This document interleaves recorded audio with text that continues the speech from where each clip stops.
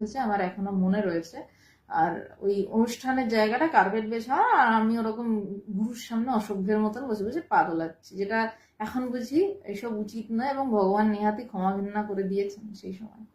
তো ভগবান হঠাৎ আমাকে সেই সময় বলে উঠলেন যে শোন, যদি তুই মনে করে থাকিস যে আধ্যাত্মিক পথে আসছিস বলে তোর পথটা ফুল বেছানো হবে, তাহলে তুই ভুল ভাবছিস। আধ্যাত্মিক পথে কাটা অনেক বেশি।